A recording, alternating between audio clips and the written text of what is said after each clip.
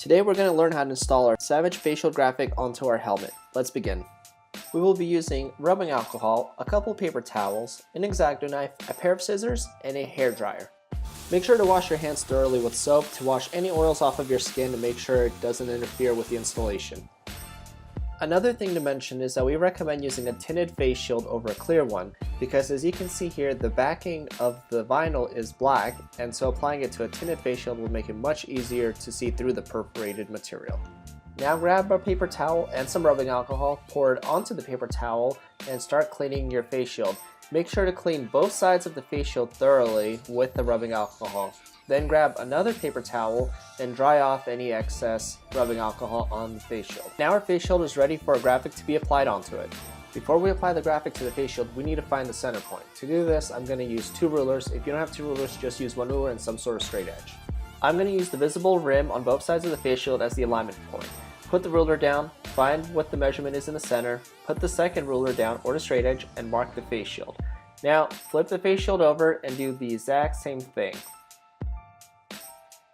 And now you have 2 center points on both sides of the face shield. Alright, now ready to install our Savage graphic. First, what we want to do is fold the artwork in half to give ourselves a center point. So meet the lines and then crease both ends of it, and that will give us a nice center point, as you can see here. Now, using a hair dryer, warm up the entire panel. And to make a quick note, do not use a heat gun because it'll be way too hot and it'll burn right through the material. Now remove the backing on the vinyl and position your face shield using the center points on the face shield to the crease on the vinyl. And check to see if you like the positioning. If you don't, that's okay. Simply remove it and reposition it again. At this point, it looks good and we will proceed.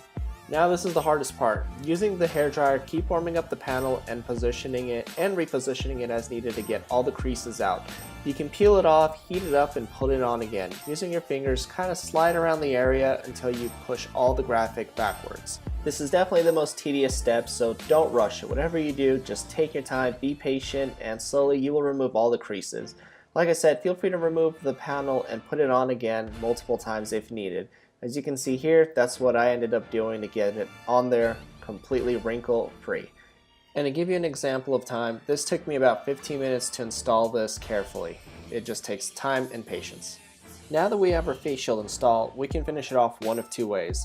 The first one is simply using an X-acto knife for scissors and cutting around the edge. But that's not the way I recommend. Using a pair of scissors, we're going to cut a 1/4 inch around the entire panel, then we're going to fold it over and bond it to the other side. This won't be visible, but it will provide a secure bond to the face shield. Using scissors, I cut a 1/4 inch around the entire panel.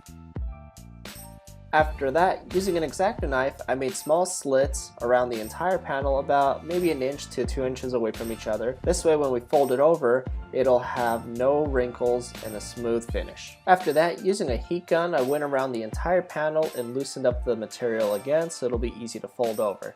And then slowly, one by one, I folded each piece over the back and bonded it to the other side of the face shield.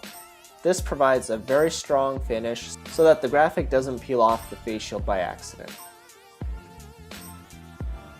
And lastly, using your X-acto knife, trim away any ports and areas that are closed by the vinyl that should be open and accessible, such as the pin lock system or the face shield locks. And that's all there is to installing your Savage facial graphic. I hope you found this video helpful and informative, and it'll make your installation a breeze.